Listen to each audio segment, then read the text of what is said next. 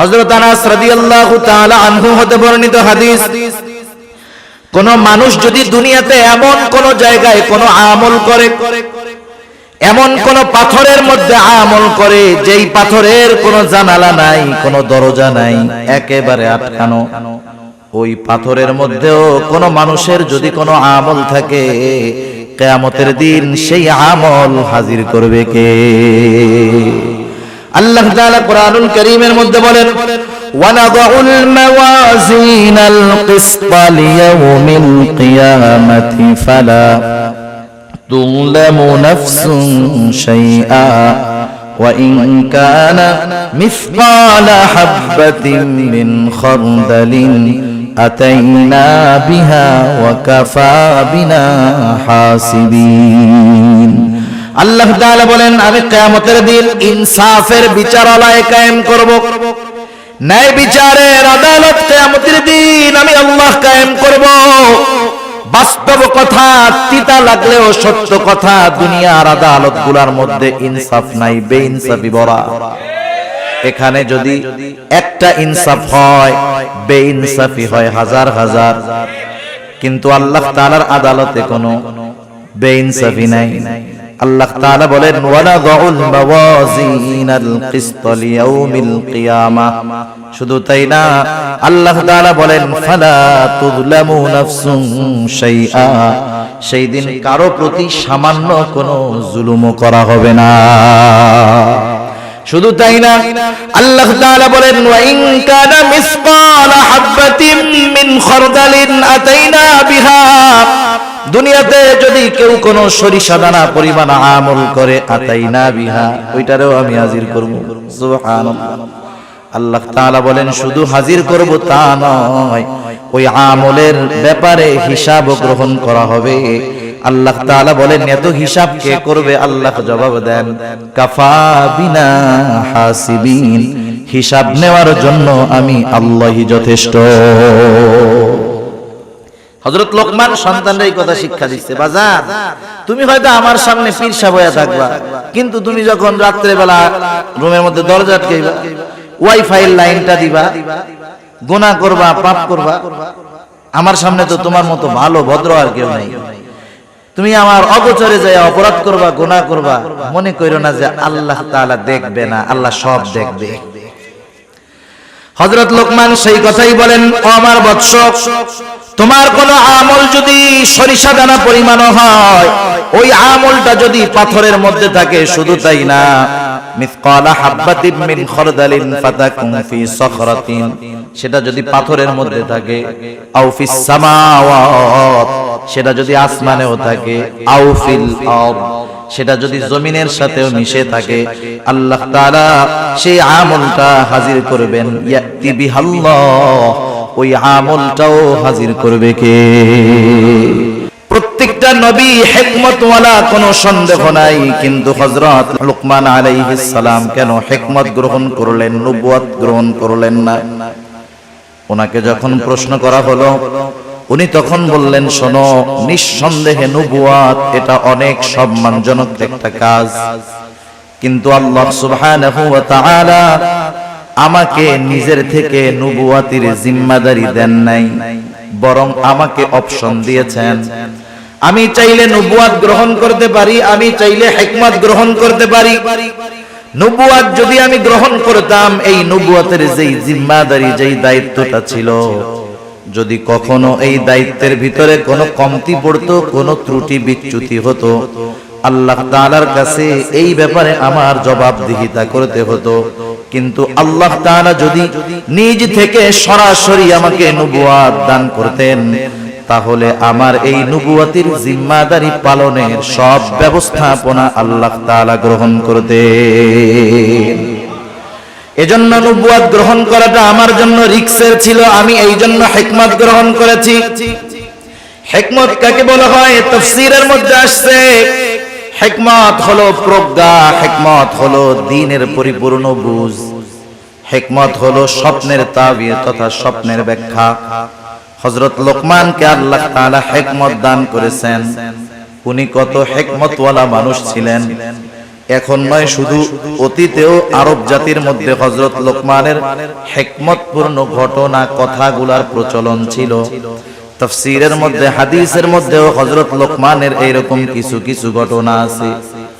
হযরত লোকমান আলাইহিস সালাম শুরুতেই যে এত সম্মানিত ছিলেন তা নয়, কিন্তু শুরু থেকে তার কর্মকাণ্ডের ভিতরে হিকমতের নিদর্শন পাওয়া যাইত। তিনি একটা মানুষের ছাগল চড়াইতেন, তিনি রাখাল ছিলেন প্রাথমিক সময়। একদিন ওই ছাগলের মালিক এসে বলে, ও লোকমান, তুমি আমার জন্য একটা ছাগল জবাই করবা, আর ছাগলের সবচাইতে সুস্বাদু জায়গার গোশত আমার জন্য নিয়ে আসবা। হযরত লোকমান আলাইহিস সালাম একটা ছাগল জবাই করার পর ওই ছাগলের হৃৎপিণ্ড আর জিহ্বার গোশতটা নিয়ে মালিকের সামনে হাজির। মালিক এবার বলতেছে, লোকমান যাও আর একটা ছাগল জবাই করো, এই ছাগলের সবচাইতে নিকৃষ্ট জায়গার গোশত তুমি আমার সামনে হাজির করবা। এইবার হযরত লোকমান আর একটা ছাগল জবাই করলেন। এইবারও তিনি হৃৎপিণ্ড আর জিহ্বার গোশত নিয়ে হাজির হয়ে গেলেন। মালিক জিজ্ঞাসা করতেছে, ও লোকমান, তুমি কি আমার সাথে মজা করতেছো নাকি? তোমাকে সবচাইতে উত্তম জায়গার গোশত আনতে বললাম, তুমি হৃৎপিণ্ড আর জিহ্বার গোশত আনছো। আবার সবচাইতে নিকৃষ্ট জায়গার গোশত আনতে বলেছি, তুমি হৃৎপিণ্ড আর জিহ্বার গোশত নিয়ে হাজির হইলা, কারণ কি? হযরত লোকমান তখন বললেন, মালিক, কারো যদি এই হৃদয় আর জবানটা ভালো হয়ে যায়, তার সব ভালো হয়ে যায়।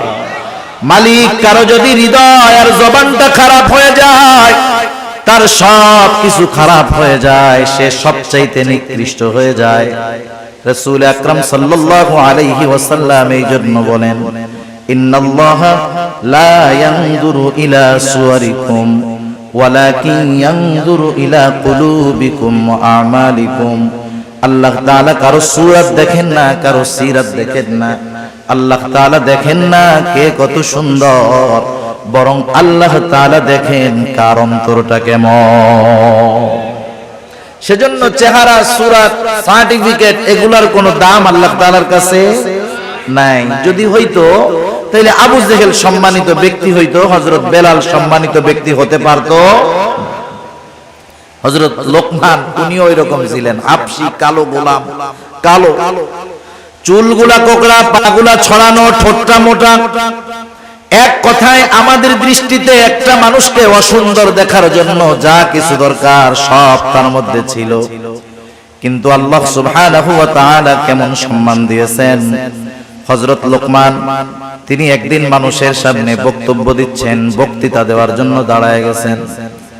উপস্থিত শ্রোতাদের মধ্য থেকে একজন দাঁড়ায় বলে, ও লোকমান, আপনি আপনার বক্তব্য দেওয়ার আগে আপনার নিকটে আমার একটা প্রশ্ন আছে, অনুগ্রহ করে জবাব দিবেন। হযরত লোকমান বললেন, হ্যাঁ বলো।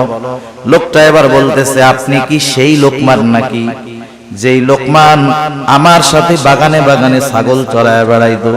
আপনি কি সেই লোকমান নাকি? একটু শিক্ষণীয় বিষয় একটু খেয়াল দিয়া শুনবেন। আমাদের সমাজে অনেক মানুষ আছে, একটা সময় তার কিছুই ছিল না, না ছিল কোনো সম্মান, না ছিল কোনো মর্যাদা, কিন্তু কালের পরিবর্তনে আজকে অনেক সম্মান সম্পদের মালিক। আপনি যদি তাকে তার অতীতের কথা স্মরণ করায়া দেন, দেখবেন সে আপনার উপরে বিরক্ত হবে। সে তার অতীত যে এত খারাপ ছিল, অতীতে যে সে কষ্টে ছিল, সেটা সে ফেস করতে চায় না, সামনে আনতে চায় না, অতীতকে ভুলে থাকতে চায়। কিন্তু স্বাভাবিক বিষয়টা হলো এমন, যেই ব্যক্তি সর্ব অবস্থায় তার অতীতকে স্মরণ রাখে, অতীতের শিক্ষা নিয়ে চলে, অধিকাংশ ক্ষেত্রে এই ধরনের মানুষগুলা শুকরগুজার বান্দা হয়। আর যারা অতীতকে ভুলে যায়, ওরা অধিকাংশ না শুকরগুজার। খেয়াল করে দেখবেন এটা। বনি ইসরাইলের 3 লোকের ঘটনা আছে না? একটা ছিল টাকলা, আরেকটার কুষ্ঠ রোগ, আরেকটা হলো চোখে দেখতো না, কানা। আল্লাহ তাআলা পরীক্ষা করতে চাইছেন। প্রথম জনের টাক ঠিক করে দিয়েছেন, ওরে একটা উট দিছে। আরেকজনের কুষ্ঠরোগ ছিল, কেউ কাছে যাইতো না, আল্লাহ তাআলা ফেরেশতা দিয়ে ঠিক করায় দিলেন। এরপরে তারা একটা গরু দিলেন, সে এক সময় অনেক গরুর মালিক, উটওয়ালা অনেক উটের মালিক। আরেকটা ছিল অন্ধ, আল্লাহ তাআলার পক্ষ থেকে চোখ ঠিক হলো, সে একটা ছাগল পাইলো, তার ছাগলে আল্লাহ বরকত দিলেন, অনেক ছাগল হয়ে গেল। আগের দুইজনকে আবার পরীক্ষা করার জন্য এই তিনজনের কাছে ফেরেশতা আসলো। প্রথম দুইজন কি জবাব দিছে? ফেরেশতা এসে বলছে, আমি মুসাফির, আমার একটা উট দাও, আমি জানি আমার গন্তব্যে পৌঁছাইতে পারি। সে কি কইছে? সে বলছে, আরে মিয়া দেওয়া যাবে না, সমস্যা আছে। এবার ফেরেশতা তাকে মনে করায় দিয়েছে ওই অতীত, যায় তুমি তো টাকলা ছিলা, তোমার কাছে কেউ আসতো না, কেউ তোমার কাছে ভিড়তো না, আফসোস করতা শুধু আর বলতা, আরে আমার চুল যদি গজাইতো কত ভালো হইতো। আল্লাহ তাআলা তোমার চুল গজায়া দিলেন, তোমাকে উট দিলেন, উটের মধ্যে বরকত দিলেন, তুমি অতীতকে ভুলে গেছো? বলে না, এগুলো আমার আগের থেকেই ছিল। কি কইছে? আগের থেকেই ছিল। ফেরেশতা এবার বলছে, আল্লাহ তাআলা তোমার যদি আগের অবস্থায় তোমারে ফিরায় দিক, এবার তার নেয়ামত চলে গেছে, আগের অবস্থায় ফিরে গেছে। পরের জন যে কুষ্ঠরোগী, তারও একই অবস্থা, অতীতকেও স্বীকার করছে। কিন্তু যেই লোকটা অন্ধ, তার কাছে যখন যায় বলল, আমি একটা ছাগল চাই, মুসাফির বলল, আল্লাহর বান্দা তোমার যতগুলা লাগে তুমি নিয়ে যাও, কোনো অসুবিধা নাই, কারণ এক সময় আমার কিছু ছিল না, এগুলা আমাকে আল্লাহ তাআলা দিয়েছে। সেই জন্য শুকরগুজার বান্দা, অতীতকে যারা স্মরণ রাখে অধিকাংশ ক্ষেত্রে তারা হয়। আমাদের সমাজে আমাদেরকে যদি আমাদের কারো অতীত এরকম থাকে, আর কেউ যদি লোক সম্মুখে আমার ওই দুর্বল অতীতটাকে স্মরণ করায়া দেয়, আমি তাকে থ্রেট মাইরা ভারী মাইরা বসায়া দিব। কিন্তু হযরত লোকমান এমনটা করেন নাই, তিনি সহসা জবাব দিয়ে দিয়েছেন, হ্যাঁ তুমি ঠিক বলেছো, আমি সেই লোকমান যে এক সময় বাগানে বাগানে ছাগল চড়াইতো। সম্মান কমে গেছে অতীত স্বীকার করায়। হযরত লোকমানকে এবার ওই লোকটা প্রশ্ন করতেছে, লোকমান তাহলে এই পর্যায়ে আপনি যে আসলেন, কোন গুণের কারণে আপনি আসলেন, কোন কারণে আল্লাহ তাআলা আপনাকে এত মর্যাদা দিলেন? হযরত লোকমান বললেন, শোনো, সত্যবাদিতা, আমানতদারিতা, অহেতুক কথাবার্তা থেকে আমি বিরত থেকেছি। আমি মনে করি এই সবের কারণে আল্লাহ রাব্বুল আলামিন আমাকে এই সম্মান দিয়েছে। হযরত লোকমানকে প্রশ্ন করেছে, হযরত লোকমান স্বীকার গিয়েছে, কারণ তিনি ছিলেন একজন শুকরগুজার বান্দা। আল্লাহ তাআলা হযরত লোকমানের ব্যাপারে সেই জন্য বলেন, ওয়ালাকাদ আতাইনা লোকমানাল হিকমাতা আনিশকুর লিল্লাহ, আমি লোকমানকে হিকমত প্রদান করেছি, আনিশকুর লিল্লাহ, যাতে সে আল্লাহ তাআলার শুকরগুজার করে, আল্লাহ তাআলার কৃতজ্ঞতা প্রকাশ করে। এখান থেকে এক নম্বর শিক্ষণীয় আমাদের জন্য হলো, আমরা যখন কোন নেয়ামত প্রাপ্ত হব, যখন কোন নেয়ামত পাবো, আমরা শুকর আদায় করব কার? আল্লাহ তাআলার শুকরিয়া আদায়। বলেন তো, আমরা যদি শুকরিয়া আদায় না করি, আল্লাহ তাআলার কৃতজ্ঞতা প্রকাশ যদি আমরা না করি, আল্লাহ তাআলার সম্মান কমে যাবে? কমবে না। আল্লাহ তাআলার যদি শুকর আদায় আমরা না করি, আল্লাহ তাআলার সম্মান কমবে না।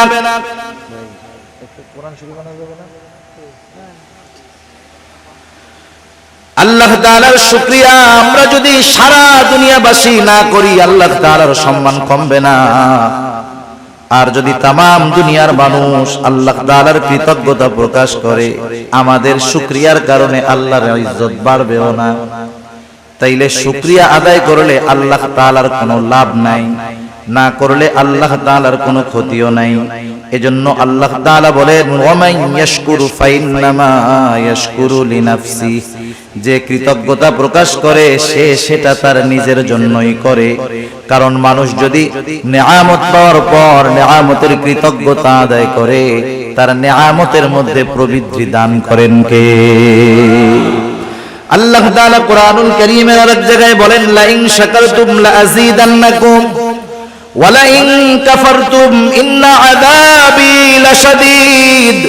আল্লাহ তাআলা বলেন, লা ইন শাকারতুম লা আযীদান্নাকুম, তোমরা যদি কৃতজ্ঞতা প্রকাশ করো, নেয়ামতের শুকরিয়া আদায় করো, আল্লাহ তাআলা এমনটা বলেন নাই যে বাড়ায়া দিমু, বরং আল্লাহ তাআলা বলেন লা আযীদান্নাকুম, দুইটা তাকিদ যোগ করে আল্লাহ তাআলা বলেন, কেমন জানি কথাটা এরকম যে আমি অবশ্যই অবশ্যই তোমাদের নিয়ামত আরো আমি আল্লাহ বাড়ায়া দিব।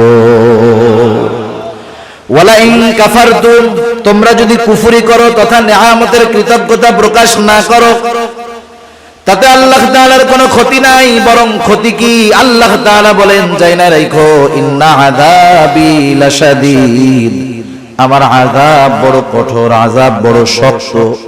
তাইলে শুকর গুজার বান্দার নিয়ামত আল্লাহ বাড়ায় দেয়, আর যারা নিয়ামতের শুকরিয়া আদায় করে না আল্লাহ তাআলা তাদের কঠিন আযাবে গ্রেফতার করে। আল্লাহ তাআলা সেই কথাই বলেন, মান কাফারা ফা ইন্নাল্লাহা গনিয়্যুন হামিদ, আর যারা শুকরিয়া আদায় করে না, কুফরি করে, তারা জানা রাখুক, ফা ইন্নাল্লাহা গনিয়্যুন হামিদ, আল্লাহ তাআলা কারো কৃতজ্ঞতার মুখাপেক্ষী নয়। সেজন্য আমরা শুকরিয়া আদায় করলে লাভ আমাদের নিজেদের। এখানে আল্লাহ তাআলা হযরত লোকমানের পরিচয় দিচ্ছেন যে লোকমান তো হিকমতওয়ালা, শুধু হিকমতওয়ালা নয়, লোকমান আমার একজন শুকরগুজার বান্দা। সুবহানাল্লাহ। এইবার সেই লোকমান ছেলেদেরকে কি বলছে, সেই কথাগুলো আল্লাহ তাআলা আমাদেরকে বলতেছে। হযরত লোকমান সন্তানদেরকে নসিহত করতেছে, উপদেশ দিচ্ছে। এক নম্বর নসিহত, হযরত লোকমান সন্তানকে বলতেছে, ও আমার সন্তান, ওয়াইদ ক্বালা লুকমানু লিবনিহি ওয়া হুয়া ইয়াইদু ইয়া বুনাইয়া লা তুশরিক বিল্লাহ। হযরত লোকমান তার সন্তানকে এক নম্বর নসিহত করতেছে, উপদেশ দিচ্ছে, ও আমার বৎস। নসিহত করার কিছু ভাষা আছে, সব সময় ধমক দিলে কাম হয় না। আমরা তো আমাদের বাচ্চা ছেলেদেরকে কিছু উপদেশ দেওয়ার আগে বলে, বেটা আগে পিটানি দে, এই করি সেই করি। না, আপনি আপনার সন্তানকে যদি কোনো কথা শোনাতে চান, তাহলে তাকে আবেগ, মহব্বত, ভালোবাসার সাথে উপদেশটা করতে হবে। ধমকের সাথে সব সময় সব ফায়দা অর্জন করা যায় না। সন্তানকে নসিহতের ভাষা হযরত লোকমান বলতেছে, ওয়াইদ ক্বালা লুকমানু লিবনিহি, আল্লাহ তাআলা বলেন হযরত লোকমান তার সন্তানকে বলতেছে, ইয়া বুনাইয়া লা তুশরিক বিল্লাহ, ইয়া বুনাইয়া, হে আমার বৎস। এটা বাংলায় অনুবাদ করে এর ভিতরে যেই মজাটা আছে এটা বোঝানো যাবে না। আপনাকে যদি বাংলাদেশ নয় তাম দুনিয়ার শ্রেষ্ঠ একজন আর্টিস্ট একটা আপেল অথবা কমলা আইকা আপনার সামনে দিয়া বলে, এটা খুব মজা না খাইতে, আপনি দেখবেন ঠিক, কিন্তু এর মজা বোঝা যাবে না। সেজন্য আরবি ভাষাটা না অনুধাবন করতে না পারলে এর মূল মজা তরজমায় বোঝা যায় না। সেজন্য যারা আলেম আছে, মাদ্রাসা আছে, এরা বোঝে কোরআন তরজমা পড়ার আগে 4-5 বছর তার আরবি ভাষা ব্যাকরণ নিয়ে পড়া লাগে। কেন? কারণ কোরআনে আল্লাহ কি বলেন সেটা পরিপূর্ণ অনুধাবন করার যোগ্যতা অর্জন করার জন্য। এখন তো আমার নেই, একটু ভাষাগত জ্ঞান থাকলেই মনে করে আমার চাইতে বড় আর কে জানে, ঠিক না? হযরত লোকমান বলতেছেন, ইয়া বুনাইয়া লা তুশরিক বিল্লাহ, এই ইয়া বুনাইয়ার মধ্যে মায়া, মমতা, স্নেহ, মোহাব্বত, ভালোবাসার বহির্প্রকাশ আছে। হযরত লোকমান বলতেছে, হে আমার বৎস, লা তুশরিক বিল্লাহ, আমরা মুমিন, আমরা মুসলমান, আমরা আমাদের সন্তানদেরকে প্রথম যেই শিক্ষাটা দেওয়ার দরকার হযরত লোকমান সেই শিক্ষাটাই দিয়েছেন। আল্লাহ তাআলা কত সুন্দরভাবে হযরত লোকমানের নসিহতগুলো জানায় দিলেন যে হযরত লোকমান তার সন্তানকে সর্বপ্রথম তাওহীদ তথা আল্লাহ তাআলার একত্ববাদের পরিচয় শিক্ষা দিয়েছে, ঈমানের শিক্ষা দিয়েছে। আগে মূল হলো ঈমানের শিক্ষা। কিসের শিক্ষা? ঈমান হলো সব আমলের মূল। আমল ভুরি ভুরি আছে, ঈমান নাই, ওই আমলের কোনো দাম নাই। সেজন্য শিরক থেকে আমাদের সন্তানদেরকে বাঁচার নসিহত করতে হবে। এখন যদি আমরা নিজেরা নিজেদের মধ্যে একটু যাচাই বাছাই করি, আমাদের নাসিরউদ্দিন জর্জ ভাই বলতেছিলেন, আপনারা এখানে আসার আগে আজকে সারাদিন আপনার সন্তান কি করেছে, কয়জন বাপ খোঁজ নিছেন? 5 জন হাত উঁচা করতে পারবেন না। এবার আমি যদি আপনাদের প্রশ্ন করি, এমন কোন বাবা আছেন একটু বলেন, আমি আমার সন্তানটাকে একদিন সুন্দর মতো আমার পাশে বসাইয়া গায়ে হাত বুলাইয়া এরকম বলেছি, ও আমার কলিজার টুকরা সন্তান, আল্লাহ তাআলার সাথে শিরিক কইরো না। আসেননি যে একজন বাপ এরকম, আমার পোলা এখনো বড় হয় নাই, এই ওয়াজ করার টাইম ওরে হয় না, এই জন্য আমি করি নাই। মানে আপনারা আবার কইতে পারেন যে হুজুর ওয়াজ করতেছেন, আপনি কি এই আমল করছেন নাকি? মানে আমার ছেলেও তো বড় হয় নাই। তো তাহলে দেখেন এই জায়গায় যে কয়জন আছেন, একজন সাহস করে হাত উঁচা করতে পারেন না, আফসোসের ব্যাপার। একটু চিন্তা করেন না কি হবে অবস্থা, কবরে যাওয়ার পরে ওই পোলা কি দিবে? দেওয়ার আছে কিছু? বরং ওই পোলা আপনি আমল করতেছেন, ওই ছেলে জাহান্নামে যাওয়ার কারণ হইতে পারে। হযরত লোকমান সন্তানকে বলতেছে, ইয়া বুনাইয়া লা তুশরিক বিল্লাহ, হে আমার বৎস, তুমি আল্লাহ তাআলার সাথে শিরক কইরো না। কেন শিরক করবা না? ইন্নাশ শিরকা লাযুলমুন আযীম, শিরক হলো মহা অন্যায়, মহা জুলম। প্রত্যেকটা গুনাহ, প্রত্যেকটা পাপ জুলম, কিন্তু সবচাইতে বড় জুলম হলো আল্লাহর সাথে শিরক করা। এজন্য আল্লাহ তাআলা কোরআনুল কারীমের মধ্যে বলেন, ইন্নাল্লাহা লা ইয়াগফিরু আন ইউশরাকা বিহি ওয়া ইয়াগফিরু মা দুনা যালিকা লিমান ইয়াশা ওয়া মান ইউশরিক বিল্লাহি ফাকাদ ইফতারা ইসমান আযীমা। আল্লাহ তাআলা জানায় দিয়েছেন, ইন্নাল্লাহা লা ইয়াগফিরু আন ইউশরাকা বিহি, নিশ্চয় আল্লাহ তাআলা তার সাথে যে শিরক করে তাকে আল্লাহ তাআলা ক্ষমা করবে না। আল্লাহ তাআলা বলেন, ওয়া ইয়াগফিরু মা দুনা যালিকা লিমান ইয়াশা, শিরক ছাড়া যদি কেউ কোনো অন্যায় করে আল্লাহ তাআলা যাকে চান তাকে তিনি ক্ষমা করে দিবেন। কিন্তু যে শিরক করলো সে কি অপরাধ করলো? আল্লাহ তাআলা বলেন, ওয়া মান ইউশরিক বিল্লাহি ফাকাদ ইফতারা ইসমান আযীমা, যে আল্লাহ তাআলার সাথে শিরক করলো, ফাকাদ ইফতারা ইসমান আযীমা, সে এক মহা পাপের সূচনা করলো। এজন্য এই পৃথিবীতে যার দ্বারা শিরক শুরু হয়েছে, কিয়ামত পর্যন্ত যত শিরক হবে সব শিরকের সমপরিমাণ গুনাহ তার আমলনামায় যোগ হবে। যেমন আদম আলাইহিস সালামের এক সন্তান যে হত্যা করছে, হত্যাকারী যেটা, কিয়ামত পর্যন্ত পৃথিবীতে যত অন্যায়ভাবে হত্যা সংগঠিত হবে সব হত্যার গুনাহ তার আমলনামায় যোগ হয়ে যাবে। নাউযুবিল্লাহ। সেজন্য আল্লাহ আমাদেরকে শিরক থেকে বাঁচার তৌফিক দান করুন। আল্লাহ তাআলা আমাদেরকে সকল প্রকার শিরক থেকে বেঁচে থাকার তৌফিক দান করুক, সবাই বলি আমিন। সেজন্য আমাদের দ্বারা জানি নতুন কোন শিরকের আবির্ভাব না ঘটে। এই যে অনেক সময় নতুন নতুন মাজার গজায়, শুনছেন না আপনারা? রাত্রের মধ্যে মাজার উঠে যায় একবার, কয়দিন পরে ওই জায়গায় সেজদা দেওয়া, এইসব অপরাধ শুরু হয়। যাদের মাধ্যমে এগুলো শুরু হলো, যতদিন ওইখানে ওই অপকর্ম চলবে তাদের আমলনামায় ওই গুনাহ যোগ হতে থাকবে। আল্লাহ তাআলা এরপর আরেক জায়গায় বলেন, ইন্নাল্লাহা লা ইয়াগফিরু আন ইউশরাকা বিহি ওয়া ইয়াগফিরু মা দুনা যালিকা লিমান ইয়াশা ওয়া মান ইউশরিক বিল্লাহি ফাকাদ যাল্লা যালালান বাঈদা। আল্লাহ তাআলা জানায় দেন, শিরক ছাড়া তিনি সব গুনাহ ক্ষমা করে দিবেন। শুধু তাই না, যারা শিরকের সাথে জড়িত হয়ে যায় তারা বহুত বড় পথভ্রষ্ট হয়ে যায়, তারা সিরাতে মুস্তাকিমের পথ থেকে বিচ্যুত হয়ে জাহান্নামের পথের পথিক তারা হয়ে যায়। আল্লাহ তাআলা বলেন, ফাকাদ যাল্লা যালালান বাঈদা, তারা বহুত বড় পথভ্রষ্ট হিসাবে পরিণত হয়। শুধু তাই না, আল্লাহ তাআলা কোরআনুল কারীমের আরেক জায়গায় বলেন, মান ইউশরিক বিল্লাহি ফাকাদ হারামাল্লাহু আলাইহিল জান্নাতা ওয়া মাওয়াহুন নার ওয়া মা লিয-যালিমিনা মিন আনসার। আল্লাহ রাব্বুল আলামিন বলেন, মান ইউশরিক বিল্লাহ, যে আল্লাহ তাআলার সাথে শিরক করে, ফাকাদ হারামাল্লাহু আলাইহিল জান্নাহ, আল্লাহ তাআলা তার জন্য জান্নাতকে হারাম করে দেয়। যারা শিরক করে তাদের জন্য জান্নাত হারাম। জোরে বলেন, তাদের জন্য জান্নাত কি? হারাম, হারাম। শুধু তাই না, আল্লাহ তাআলা বলেন, ওয়া মাওয়াহুন নার ওয়া মা লিয-যালিমিনা মিন নাসীর। আল্লাহ তাআলা বলেন, জাহান্নাম এটা কতই না নিকৃষ্ট আবাসস্থল, তাদের জন্য কোনো সাহায্যকারী নাই। আল্লাহ তাআলা যারা শিরক করে তাদের ব্যাপারে একটা উপমা দেন। আল্লাহ তাআলা বলেন, ওয়া মান ইউশরিক বিল্লাহ ফাকাআন্নামা খাররা মিনাস সামা ফাতাখতাফুহু আত-তায়রু আও তাহওয়ি বিহির রিহু ফি মাকানিন সাহিক।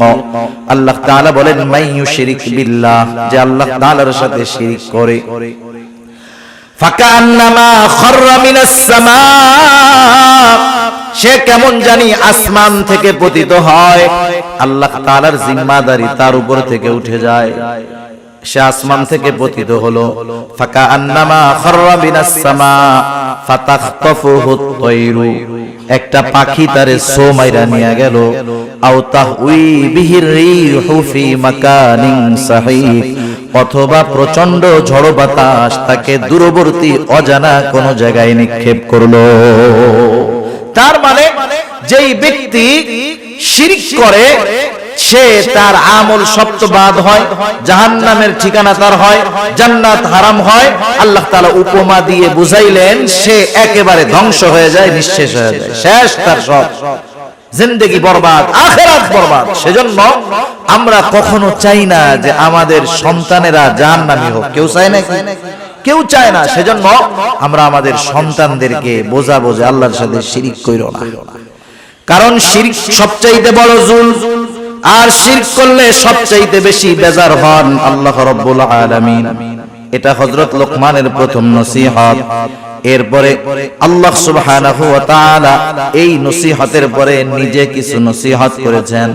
সময় সুযোগ হইলে ওইটা আমরা শেষে বলবো। আজকে শুধু হযরত লোকমানের নসিহতগুলো আমরা শুনি, একটু খেয়াল রাখবো, মুখস্থ করার চেষ্টা করব। এক নাম্বার নসিহত, হযরত লোকমান তার সন্তানকে কার সাথে শিরক করতে মানা করছে। দুই নাম্বার, এবার সন্তানকে উদ্দেশ্য করে হযরত লোকমান বলতেছে, ইয়া বুনাইয়া ইন্নাহা ইন তাকু মিসকালা হাববাতিন মিন খারদালিন ফাতাকুন ফি সাখরাতিন আও ফিস সামাওয়াতি আও ফিল আরদি ইয়াতি বিহাল্লাহ। আল্লাহর সাথে শিরক করবা না, পাপ করবা না, শিরক করবা না। শুধু তাই না, এবার আল্লাহ তাআলা কতটা সূক্ষ্মদর্শী, তার মানে আল্লাহ তাআলা আমাদেরকে কতটা দৃষ্টির ভিতরে রাখেন। হযরত লোকমান সন্তানকে সেটা বুঝাইতেছেন। প্রত্যেকটা বাচ্চা যদি ছোট থেকে তার মা বাবা বাচ্চাকে যদি শিক্ষা দেয় আল্লাহ তাআলার ব্যাপারে, ওই বাচ্চার মগজে ওই বিশ্বাসটা ঢুকে যায়, সে সব সময় ওই বিশ্বাসের উপরে অটল থাকে। হযরত লোকমান সন্তানকে এবার কি বলতেছে, ইয়া বুনাইয়া ইন্নাহা ইন তাকু মিসকালা হাববাতিন মিন খারদাল। একটু খেয়াল দিয়ে শুনেন, বলতেছে, হে আমার বৎস, ইন্নাহা সেই জিনিসটা, ইন্নাহা সেই জিনিসটা, কোন জিনিসটা? মুফাসসিরিনে কেরাম দুইটা মত পাওয়া যায়। এক নাম্বার হলো এই ওই জিনিসটার দ্বারা উদ্দেশ্য হলো কোন পাপ। কোন কোন মুফাসসির বলেন পাপ না, সেটা যে কোনো আমল, ভালো আমল হতে পারে, মন্দ আমল হতে পারে। হযরত লোকমান সন্তানকে বলতেছে, ও আমার বৎস, তুমি যেই আমলই করো না কেন, ভালো অথবা মন্দ, ইন্নাহা ইন তাকু মিসকালা হাববাতিন। আল্লাহ তাআলা হযরত লোকমানের নসিহতটা কত সুন্দরভাবে দেখেন আমাদের খেদমতে পেশ করে বলেন। হযরত লোকমান সন্তানকে বলতেছে, তুমি যেই আমলটা করো সেই আমলটা যদি সরিষা দানা পরিমাণও হয়, ইন্নাহা ইন তাকু মিসকালা হাববাতিন মিন খারদালিন ফাতাকুন ফি সাখরাতিন আও ফিস সামাওয়াতি আও ফিল আরদি ইয়াতি বিহাল্লাহ। তুমি যেই আমলটা করো, ভালো হোক আর মন্দ হোক, ওই আমলটা যদি সরিষা দানা পরিমাণ হয়, কি দানা পরিমাণ বলেন? ওই আমলটা যদি সরিষা দানা পরিমাণ হয়, আর ওই আমলটা যদি পাথরের মধ্যে থাকে, কোন জায়গায় থাকে? হযরত আনাস রাদিয়াল্লাহু তাআলা আনহু হতে বর্ণিত হাদিস, কোন মানুষ যদি দুনিয়াতে এমন কোন জায়গায় কোন আমল করে, এমন কোন পাথরের মধ্যে আমল করে যেই পাথরের কোনো জানালা নাই, কোনো দরজা নাই, একেবারে আটকানো, ওই পাথরের মধ্যেও কোন মানুষের যদি কোনো আমল থাকে, কিয়ামতের দিন সেই আমল হাজির করবে কে? আল্লাহ তাআলা কোরআনুল কারীমের মধ্যে বলেন, ওয়ানাদাউল মাওয়াজিনাল কিসতা লিয়াউমিল কিয়ামাতি ফালা তুযলামু নাফসুন শাইআ ওয়া ইন কানা মিসকালা হাববাতিন মিন খারদালিন আতাইনা বিহা ওয়া কাফা বিনা হাসিবিন। আল্লাহ তাআলা বলেন, আমি কিয়ামতের দিন ইনসাফের বিচারালয় কায়েম করব, ন্যায় বিচারের আদালত কিয়ামতের দিন আমি আল্লাহ কায়েম করব। বাস্তব কথা, তিতা লাগলেও সত্য কথা, দুনিয়ার আদালতগুলোর মধ্যে ইনসাফ নাই, বেইনসাফি ভরা। এখানে যদি একটা ইনসাফ হয়, বেইনসাফি হয় হাজার হাজার, কিন্তু আল্লাহ তাআলার আদালতে কোনো বেইনসাফি নাই। আল্লাহ তাআলা বলেন, ওয়ানাদাউল মাওয়াজিনাল কিসতা লিয়াউমিল কিয়ামাহ। শুধু তাই না, আল্লাহ তাআলা বলেন, ফালা তুযলামু নাফসুন শাইআ। সেই দিন কারো প্রতি সামান্য কোনো জুলুমও করা হবে না। শুধু তাই না, আল্লাহ তাআলা বলেন, ওয়া ইন কানা মিসকালা হাববাতিন মিন খারদালিন আতাইনা বিহা। দুনিয়াতে যদি কেউ কোনো সরিষা দানা পরিমাণ আমল করে, আতাইনা বিহা, ওইটারেও আমি হাজির করব। সুবহানাল্লাহ। আল্লাহ তাআলা বলেন, শুধু হাজির করব তা নয়, ওই আমলের ব্যাপারে হিসাব গ্রহণ করা হবে। আল্লাহ তাআলা বলেন, এত হিসাব কে করবে? আল্লাহ জবাব দেন, কাফা বিনা হাসিবিন। হিসাব নেওয়ার জন্য আমি আল্লাহই যথেষ্ট। হযরত লোকমান সন্তানদের এই কথা শিক্ষা দিচ্ছে, বাজার তুমি হয়তো আমার সামনে পীর সাহেব হয়ে থাকবা, কিন্তু তুমি যখন রাত্রে বেলা রুমের মধ্যে দরজা আটকাইবা, ওয়াইফাই লাইনটা দিবা, গুনাহ করবা, পাপ করবা, আমার সামনে তো তোমার মতো ভালো ভদ্র আর কেউ নাই। তুমি আমার অগোচরে যায় অপরাধ করবা, গুনাহ করবা, মনে কইরো না যে আল্লাহ তাআলা দেখবে না, আল্লাহ সব দেখবে। হযরত লোকমান সেই কথাই বলেন, ও আমার বৎস, তোমার কোন আমল যদি সরিষা দানা পরিমাণ হয়, ওই আমলটা যদি পাথরের মধ্যে থাকে, শুধু তাই না, মিসকালা হাববাতিন মিন খারদালিন ফাতাকুন ফি সখরাতিন, সেটা যদি পাথরের মধ্যে থাকে, আও ফিস সামাওয়াত, সেটা যদি আসমানেও থাকে, আও ফিল আরদ, সেটা যদি জমিনের সাথেও মিশে থাকে, আল্লাহ তাআলা সেই আমলটা হাজির করবেন। ইয়াতি বিহাল্লাহ, ওই আমলটাও হাজির করবে কে? আল্লাহ তাআলা কেন হাজির করতে পারেন? কারণ আল্লাহ তাআলা ইন্নাল্লাহা লাতীফুন খাবীর, কারণ আল্লাহ তাআলা হলেন সব খবর জানে। শুধু তাই না, সূক্ষ্ম দ্রষ্টা, সূক্ষ্ম থেকে সূক্ষ্মাতীত সব বিষয়ের খবর আল্লাহ তাআলার কাছে আছে। আরে আমল সংগঠিত হওয়ার পরে তো সেটা আল্লাহ তাআলা জানেন। আমি যখন কোনো আমল করার চিন্তা করি, বদ আমলের চিন্তা করি, সেটারও খবরও যিনি জানেন তিনি কে? আল্লাহ তাআলা সূরাতুল কাফের মধ্যে বলেন, ওয়ালাকাদ খালাকনাল ইনসানা ওয়া না'লামু মা তুওয়াসওয়িসু বিহি নাফসুহু ওয়া নাহনু আকরাবু ইলাইহি মিন হাবলিল ওয়ারিদ। আল্লাহ তাআলা বলেন, আমি মানুষ সৃষ্টি করেছি, ওয়া না'লামু মা তুওয়াসওয়িসু বিহি নাফসুহু, আমি জানি কোন জিনিস তার অন্তরের মধ্যে ওয়াসওয়াসা দেয়। ওয়াসওয়াসা দেখা যায় নাকি? দুনিয়ার মধ্যে তো এমন প্রযুক্তি আছে, একটা মানুষ অসুস্থ হয় নাই, কিন্তু তার কোনো অর্গান অসুস্থ হতে পারে, শরীরের কোনো অংশ অসুস্থ হতে পারে, হয় নাই। ওই লোকটারে যদি এমআরআই মেশিনের মধ্যে ঢুকায় দেওয়া হয়, রিপোর্ট বের হয়ে আসবে আপনার কিডনি অসুস্থ হয় নাই, তবে হতে পারে, যত্ন নেন।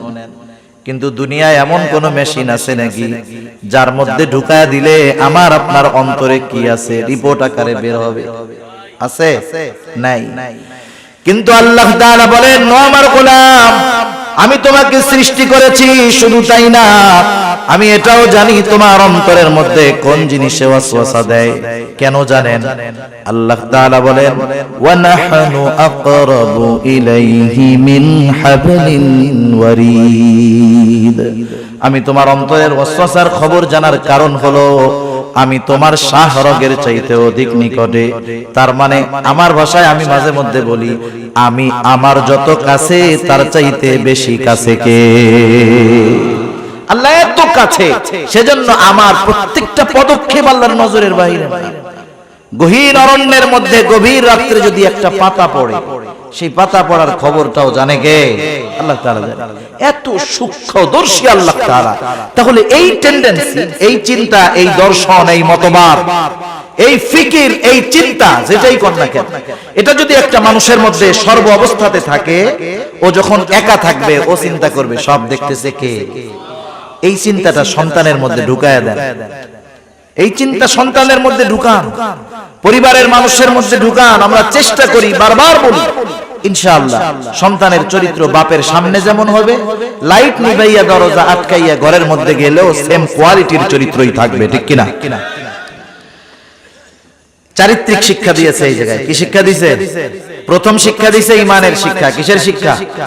এখানে দিয়েছে চারিত্রিক শিক্ষা, বিষয় একটা, কিন্তু এর মধ্যেই চরিত্র সংশোধনের শিক্ষা হযরত লোকমান তার সন্তানকে দিয়ে দিয়েছে। এরপরে শিক্ষা দিয়েছে সামাজিকতা। ইসলাম সামাজিকতার সর্বোচ্চ শিক্ষা দিয়েছে। হযরত লোকমান এবার তার সন্তানকে বলতেছে, ইয়া বুনাইয়া আকিমিস সালাহ ওয়া'মুর বিল মা'রুফি ওয়ানহা আনিল মুনকার ওয়াসবির আলা মা আসাবাক ইন্না যালিকা মিন আজমিল উমুর। হযরত লোকমান এবার সন্তানদের শিক্ষা দিচ্ছে দায়িত্ববোধ সম্পর্কে। এটা হলো দায়িত্ববোধ সম্পর্কে হযরত লোকমান সন্তানদের শিক্ষা দিচ্ছে। বেশি সময় আমি আর নিব না আপনাদের, কারণ 12টা বেজে গেছে, এত রাত করা যাবে না, অল্প সময়। হযরত লোকমান সন্তানদের বলতেছে, ইয়া বুনাইয়া আকিমিস সালাহ, এ বৎস নামাজ কায়েম কর। কি কায়েম করবেন? আমার আগে এক হুজুর নামাজের কথা বলছে, আমি ওই জায়গায় শুনছি। তাহলে অভিভাবক নিজে নামাজ পড়লে হবে না, নামাজ পড়ার জন্য সন্তানকে আদেশ করতে হবে। হাদিসের মধ্যে আসছে, মুরু আওলাদাকুম, আবু দাউদের হাদিস, তোমরা তোমাদের সন্তানদেরকে আদেশ করো, যখন তার বয়স 7 হবে নামাজের জন্য আদেশ করবা, 10 বছর বয়স হবে নামাজ না পড়লে প্রহার করবা, আর বিছানাটা আলাদা বানায়া দিবা। আমাদের সমাজে আছে এখন 7, 8, 9, 10 বছর হয়ে গেছে, একসাথে ভাই বোন ঘুমায়, একসাথে মা ছেলে ঘুমায়। এটা ইসলাম সাপোর্ট করে না। কেন করে না? আপনাদের এলাকায় আলহামদুলিল্লাহ অনেক আলেম আছে, ওনাদের কাছ থেকে একটু জেনে নিবেন। কথা বুঝতে পারছেন? সেজন্য বাচ্চারা বড় হইলে বিছানা আলাদা করে দিতে হবে। 7 বছর হলে নামাজের আদেশ, 10 বছর হলে নামাজ না পড়লে প্রহার করতে হবে।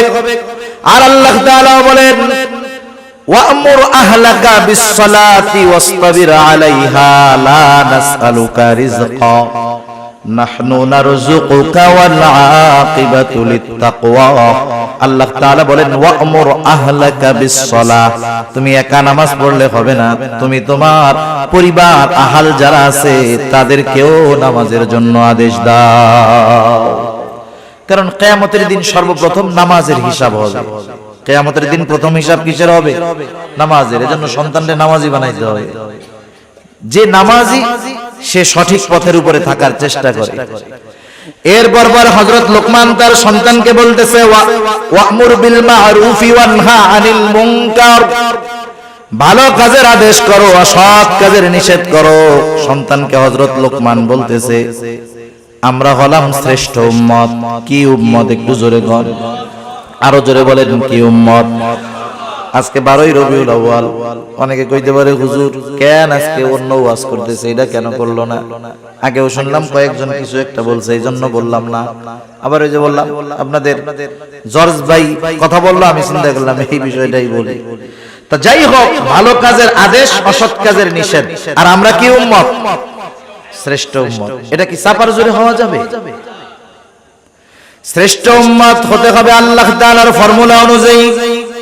আল্লাহ তাআলা কোরআনুল কারীমের মধ্যে বলেন, কুনতুম খায়রা উম্মাতিন উখরিজাত লিন-নাস তা'মুরুনা বিল মা'রুফ ওয়া তানহাউনা আনিল মুনকার ওয়া তু'মিনুনা বিল্লাহ।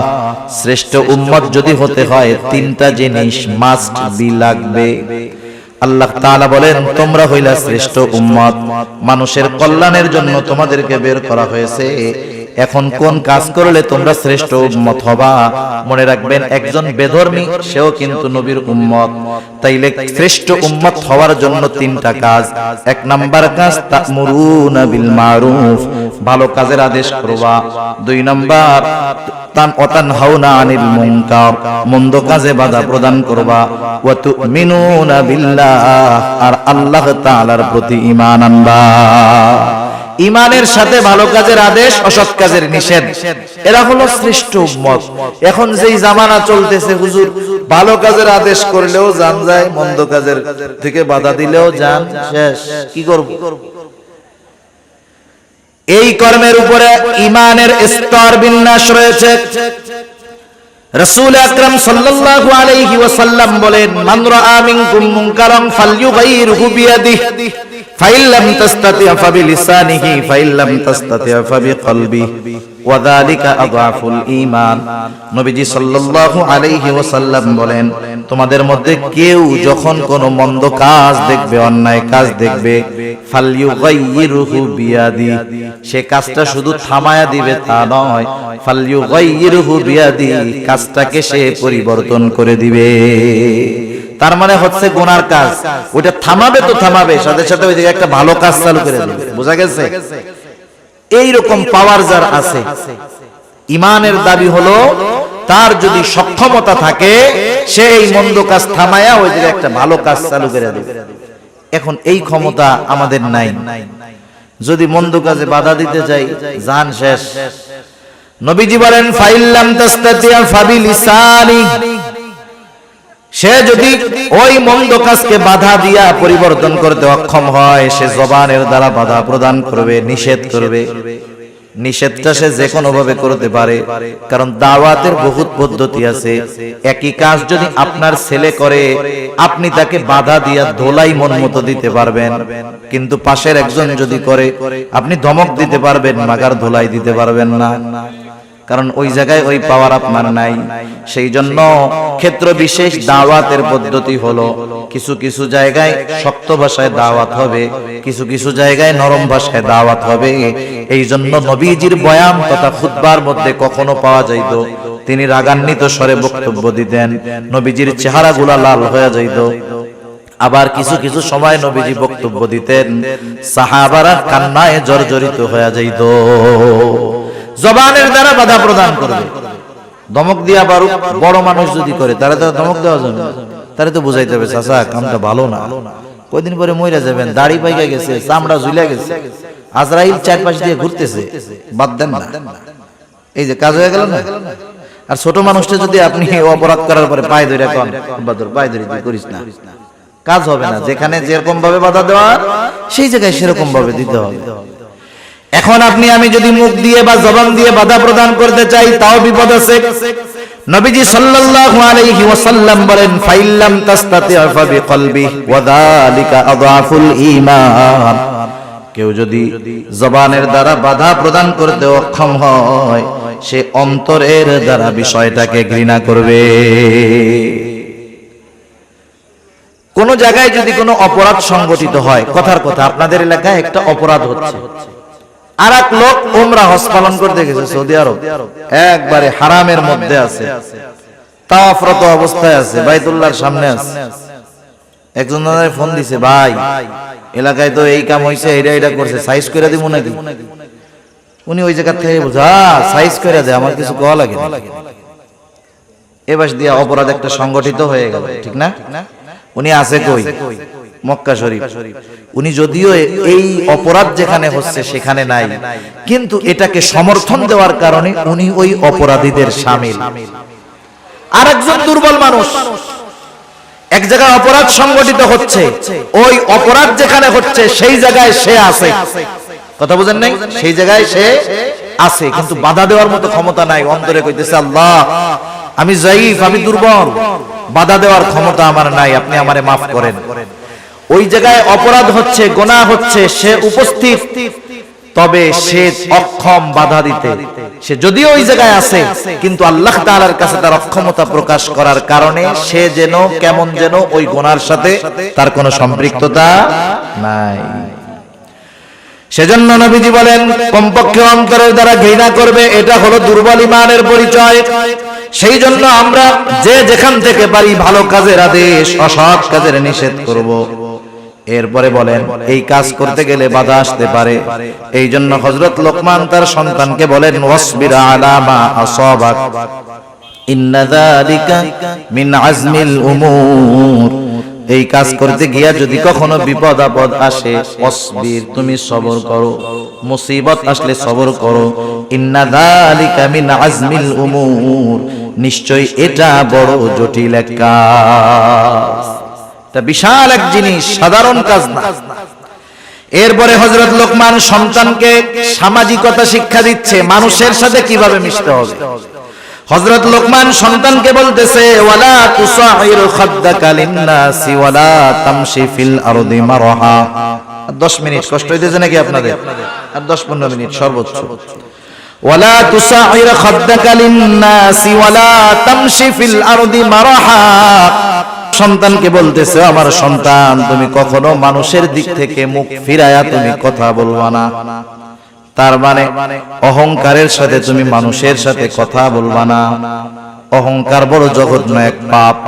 ইবলিসের আমলের কমতি ছিল না, কিন্তু সব নষ্ট হয়ে গেছে যেই কারণে সেটার নাম হলো অহংকার। আল্লাহ রাসূল সাল্লাল্লাহু আলাইহি ওয়াসাল্লাম বলেন লা ইয়াদখুলুল জান্নাতা মান কানা ফি কলবিহি মিসকালা হাববাতিন মিন কিবর। যার অন্তরের মধ্যে সরিষা দানা পরিমাণ অহংকার থাকবে সে জান্নাতে প্রবেশ করতে পারবে না। সেজন্য দুনিয়ায় সম্পদ, শিক্ষা, সার্টিফিকেট, যোগ্যতা, ডিগ্রি থাকতে পারে, এটা নিয়ে অহংকার করার কোনো কিছু নাই। সম্পদ আপনাদের এলাকা এখানে বা সারা বাংলাদেশে এমন কেউ আছে নাকি যে কারুনের চাইতে ধনী ছিল? আছে? দেখেন এই সম্পদ নিয়ে অহংকার করছে, সম্পদ সহ সে শেষ। ক্ষমতার দিক দিয়ে যদি হিসাব করেন ফেরাউন, নমরুদ, হামান, বখতেনসর এদের মতো ক্ষমতাওয়ালা কেউ নাই, অথচ অহংকার করেছে, অবাধ্য হয়েছে, সীমা লঙ্ঘন করেছে, সব শেষ। ইবলিসের মতো আমলের কোনো অভাব নাই, আমলদার কেউ ছিল না, অহংকার করেছে, সব শেষ। এজন্য আল্লাহর নবী বলেন, আল্লাহ তাআলা বলেন আল কিবরিয়া উরিদাই, অহংকার হলো আমার চাদর। সেই জন্য আমরা অহংকার করব না। অহংকারের দ্বারা ক্ষতি হলো জান্নাতের মধ্যে প্রবেশ করা যাবে না, অহংকার থেকে বাঁচতে হবে। হযরত লোকমান সন্তানদেরকে সেই কথা শিক্ষা দিলেন যে সন্তান মানুষের সাথে মুখ ফিরায়া তথা অহংকারের সাথে তুমি কখনো কথা বলবা না। ওয়ালা তামশি ফিল আরদি মারহা, জমিনের উপরে কখনো গর্ব ভরে পদচারণ করবা না, জোরে জোরে পা ফালাইয়া একবারে স্টাইল দিয়া হাঁটবা না। রহমানের বান্দাদের কিছু গুণাবলী আল্লাহ তাআলা সূরাতুল ফুরকানের মধ্যে আল্লাহ তাআলা তার স্পেশাল বান্দাদের কিছু গুণাবলী বর্ণনা করেছেন। আল্লাহ তাআলা বলেন ওয়া ইবাদুর রহমানিল্লাযীনা ইয়ামশুনা আলাল আরদি হাওনা ওয়া ইযা খাতাবাহুমুল জাহিলুনা ক্বালু সালামা। রহমানের বান্দা হলো তারা কারা? ওয়া ইবাদুর রহমান আল্লাযীনা ইয়ামশুনা আলাল আরদি হাওনা, যারা মধ্যপন্থা অবলম্বন করে একেবারে নম্রতার সাথে পথ চলে, তারা রহমানের বান্দা। সুবহানাল্লাহ। সেজন্যই লাফায় লাফায় পথ চললে, পা ফলায় পথ চললে ওরকম না। আল্লাহ তাআলা কোরআনুল কারীম সূরা বনী ইসরাঈলের মধ্যে বলেন ওয়ালা তামশি ফিল আরদি মারহা ইন্নাকা লান তাখরিকাল আরদা ওয়া লান তাবলুগাল জিবালা তুলা ওয়ালা তামশি ফিল আরদি মারহা। জমিনের মধ্যে দর্প ভরে, গর্ব ভরে তুমি চলাচল কইরো না, দর্প ভরে পথ চলে।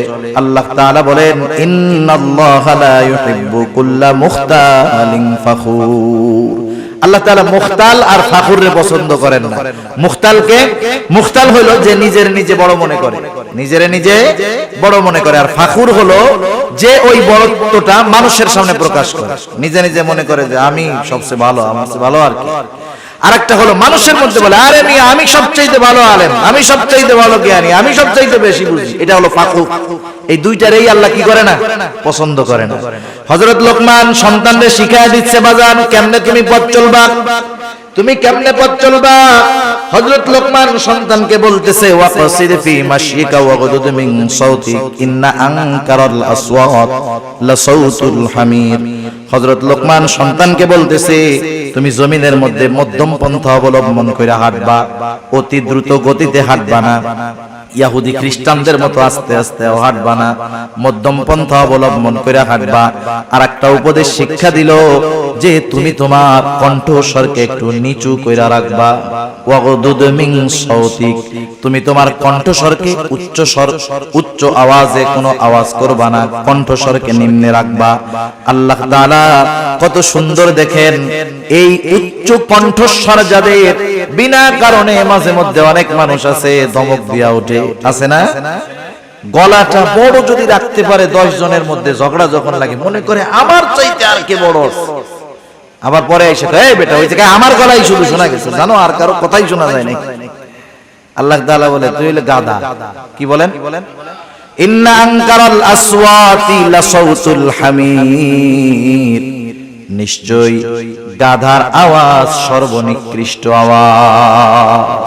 এগুলা সামাজিকতার শিক্ষা দিয়েছে কত সুন্দরভাবে হযরত লোকমান তার সন্তানকে।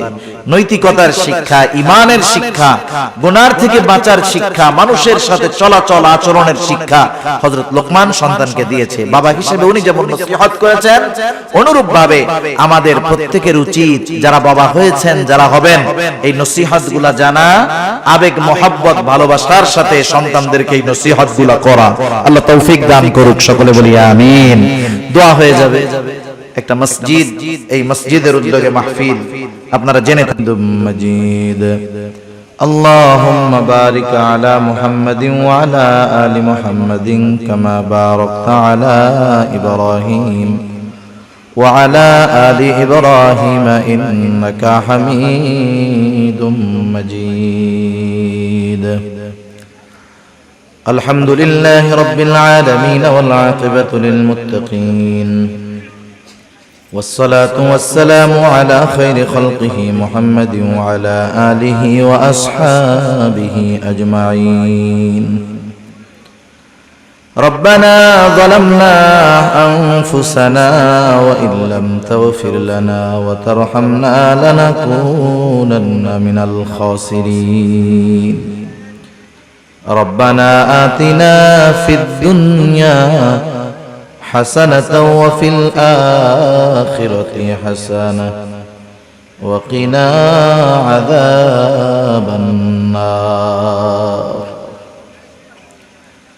ربنا لا تزغ قلوبنا بعد إذ هديتنا وهب لنا من لدنك رحمة إنك أنت الوهاب.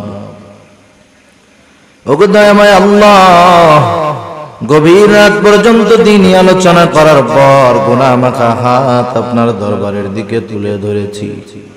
হায় আল্লাহ, রাত্র যত গভীর হয় দুনিয়ার মানুষের দরজাগুলা বন্ধ হয়ে যায়, আর রাত্র যত গভীর হয় আপনার রহমতের দুয়ার তত উন্মোচিত হয়। আমরা গুনাহগার, আপনি তো গফফার। আয় আল্লাহ, যে যেখান থেকে হাত উঁচু করেছে আমাদের প্রত্যেকের বিগত জীবনের সকল কবিরা সগীরা গুনাহগুলো আপনি মাফ করে দেন ইয়া রাব্বাল আলামিন। আমাদের আত্মীয় স্বজনের গুনাহগুলো মাফ করে দেন আল্লাহ। যারা দুনিয়াতে বেঁচে আছে তাদেরকে মাফ করে দেন,